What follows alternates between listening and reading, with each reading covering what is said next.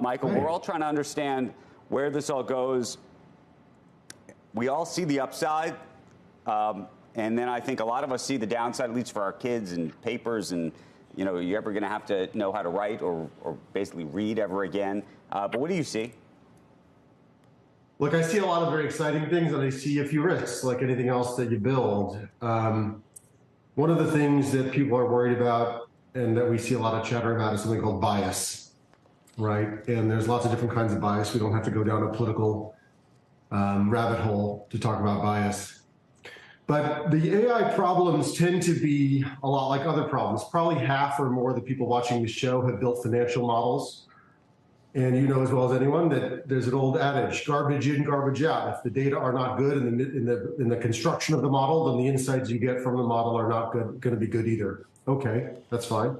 Same with AI. So let's ask the computer, what's the greatest country in the world? Well, you and I agree it should be the United States of America, but let's just use an objective question here. Computer, who's the fairest country of them all? What's the greatest country in the world? And if the person designing the database has put one country in the database called Russia, then the answer is going to be Russia every time. So there's a problem there. So now we overcorrect that problem and we say, okay, make the database bigger.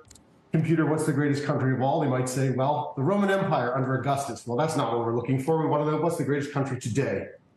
So we get all the right 190-something countries in the database from the world today. We ask the computer, what's the greatest country in the world today? And it says, well, it gives us an answer. Now the question becomes not just what's in the database, but by what yardstick is greatness measured? Right. And that's where we start to see value judgments. But Michael, one of the things that we've talked about on this broadcast a lot recently about AI, not just about AI and ChatGPT, is this idea that this service, the way we've described it, is trying to give us one single answer, the answer.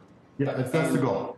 And that's what I want to talk about for just a second. That is the goal in certain respects, I think. But maybe it isn't, because we, all of us, given the way we've sort of learned to live our lives over the last decade, maybe 20 years, the internet, the idea that there's links that get you everywhere, we've all become, I always say, we've all become our own journalists, our own reporters. And we actually like to hear a bunch of different answers, in part because we're trying to come up, for better or worse, with our own truth.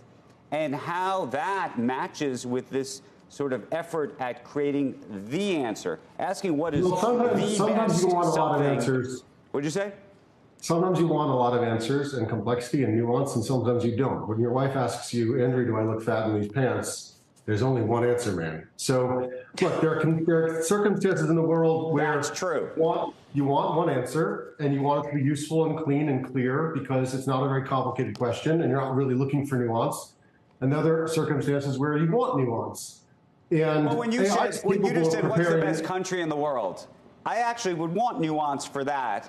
If I said to you, what's the best, outdoor furniture company, I actually would want nuance. If I was looking for outdoor furniture, I'd want the five companies. You probably don't want nuance. What you probably want is what's the most cost-effective one, or what's the best one for outdoor weather or for winter weather. Right? You're looking for a more Otherwise, it's subjective. What's the best?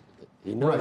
So that's the question: is what's the yardstick, right? So what is it? Military might in the case of a country? Is it the GDP per capita, social mobility, right? And those are values judgments that we have as a society and that we should have as a society. Right? Bhutan is a good example. They have the national, I think, or gross national happiness index. They have a different yardstick. But let me tell you something: when your kid's sister takes a boy home to your parents to introduce him to the parents, they're not asking, wow, is he a really happy fellow? They're asking, is he hardworking, industrious? Is he tall? Is he smart? Is he ethical? Right? This is not a top 10 criterion for that question. It is right and correct that we as a society should have agreed upon values-based judgments as to what yardsticks we want to use to measure greatness, goodness, bestness. Now, you as a buyer of outdoor furniture don't have to agree with me as a buyer of outdoor furniture as to what makes the furniture best for your house. Right? That's a much more personal question. But you will see in more values-based questions, truthiness, greatness, bestness, quality. So Michael, though, just to answer your own question, who is doing this the best? Is there somebody out there you think who's going to nail this problem, or you think this is sort of an unfixable conundrum? I'm not really sure, but I'm pretty sure that company's in my portfolio. That's the best answer I can give you, Andrew. Here's what I can say. This is a jump ball right now. And it's a jump ball for a lot of reasons, right? When you search on Google, you got 10 blue links. When you search on Bing, you got so many links, right?